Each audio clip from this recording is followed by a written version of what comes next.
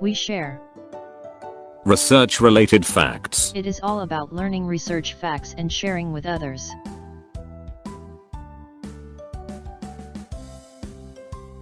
Do you have trouble falling asleep, trouble staying asleep, sleeping through the day, not enough sleep, too much sleep, getting up too early, and not being able to get back to sleep? Watch this video because it presents some facts on sleep and rest. Please subscribe to our channel if you like our video.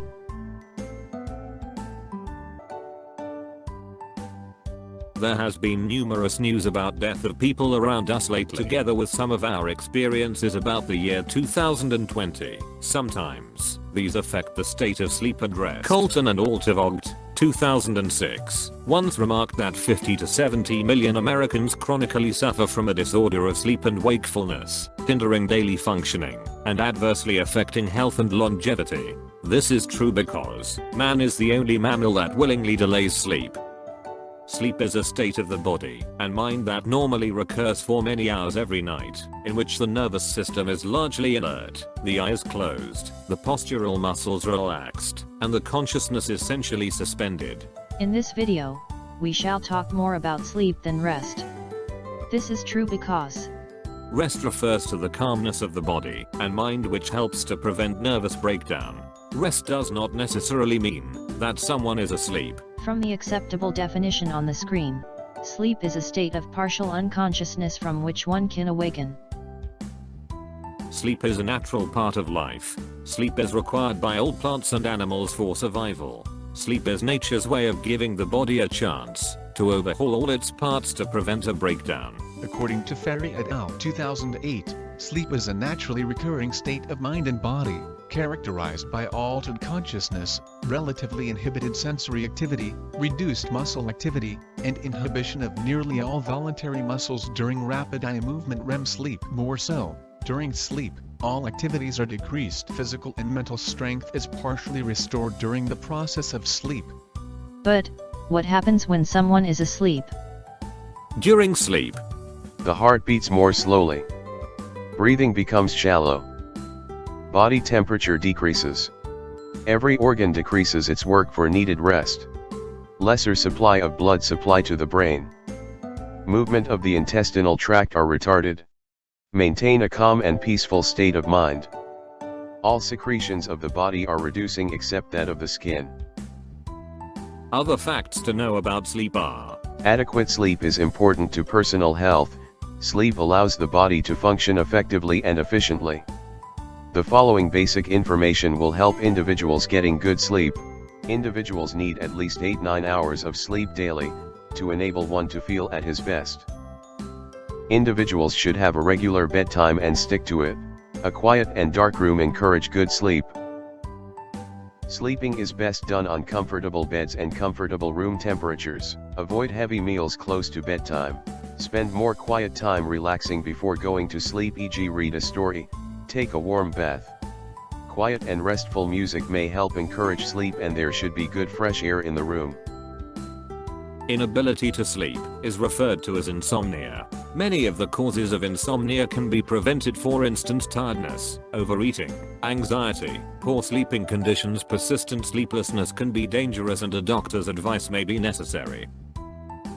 We share research-related facts. It is all about learning research facts and sharing with others.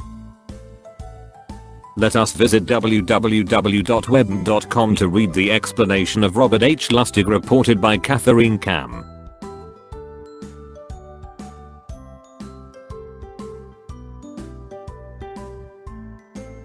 Leptin is not our obesity hormone. Leptin is our starvation hormone, says Robert H. Lustig, Maryland, professor of pediatrics at the University of California, San Francisco and a member of the Endocrine Society's Obesity Task Force.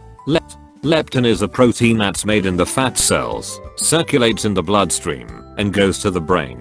Leptin is the way your fat cells tell your brain that your energy thermostat is set right. Lustig says, leptin tells your brain that you have enough energy stored in your fat cells to engage in normal, relatively expensive metabolic processes, he says. In other words, when leptin levels are at a certain threshold, for each person, It's probably genetically set. When your leptin level is above that threshold, your brain senses that you have energy sufficiency, which means you can burn energy at a normal rate, eat food at a normal amount, engage in exercise at a normal rate, and you can engage in expensive processes like puberty and pregnancy. But when people diet, they eat less and their fat cells lose some fat, which then decreases the amount of leptin produced. Let's say you starve. Let's say you have decreased energy intake. Let's say you lose weight. Lustig says. Now your leptin level goes below your personal leptin threshold. When it does that, your brain senses starvation. That can occur at any leptin level, depending on what your leptin threshold is. Your brain senses that and says, "Hey, I don't have the energy on board that I used to. I'm now in a starvation state."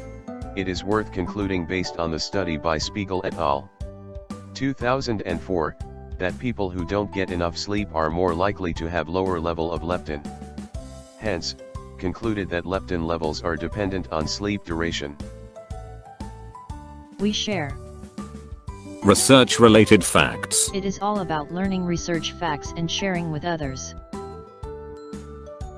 Rest is important to personal health because it helps the body in the following ways. Rest helps the body to come back to normal efficiency after it is fatigued or exhausted. Rest decreases the strain on the heart and blood vessels.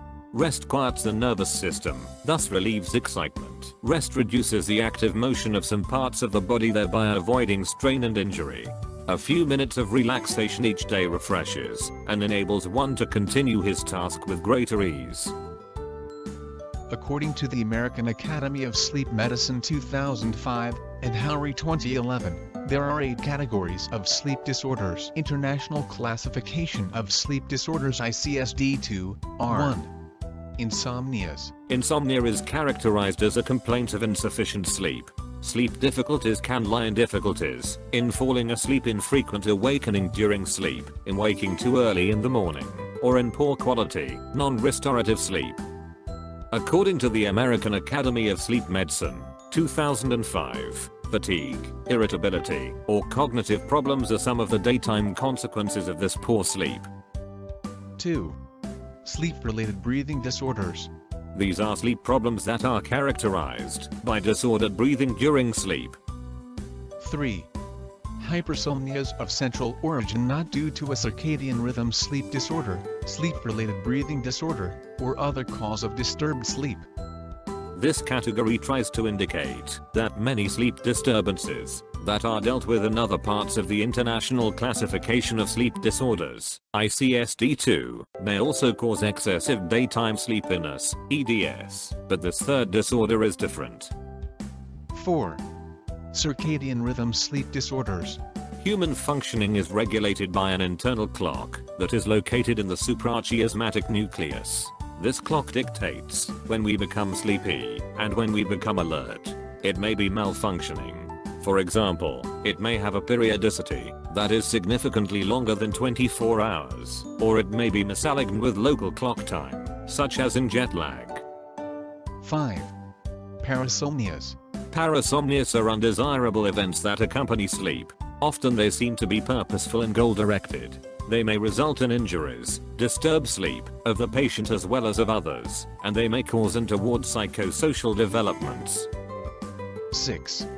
Sleep-related movement disorders. Except for restless legs, this category of sleep disorders involves relatively simple, stereotype movements during sleep, or on the threshold between sleeping and waking. These movements cause fragmented sleep, insomnia, and/or EDS. 7. Isolated symptoms, apparently normal variants, and unresolved issues. Sleep clinicians frequently deal with issues that lie at the borderline between normal and abnormal sleep. Some may occur in many people without causing difficulties, but may become abnormal in excess, or in highly sensitive sleepers. Examples are long sleeper, short sleeper, snoring, sleep talking, sleep starts, benign sleep myoclonus of infancy, hypnagogic foot tremors and alternating leg, muscle activation, propriospinal myoclonus at sleep onset, and excessive fragmentary myoclonus. 8. Other sleep disorders. The category of other sleep disorders is reserved for other sleep disorders not mentioned in the framework of ICSD-2. However, environmental sleep disorder is also classified here, mainly because it overlaps with so many other categories: insomnia, EDS, parasomnia. According to Thiessen and Lapointe, 1983, environmental sleep disorder is diagnosed when the sleep disorder is caused by environmental factors such as noise, temperature, a bed partner. It may manifest itself as insomnia, EDS, parasomnia, or the patient may simply show daytime signs of sleep deprivation. Lack of sufficient sleep develops into sleep debt. Sleep debt can have a serious negative effect on daily activities, thinking, and efficiency. This may lead people to fall asleep at dangerous hours, for example when driving or operating a dangerous tool, which may lead to serious accidents that may result in injuries or even death.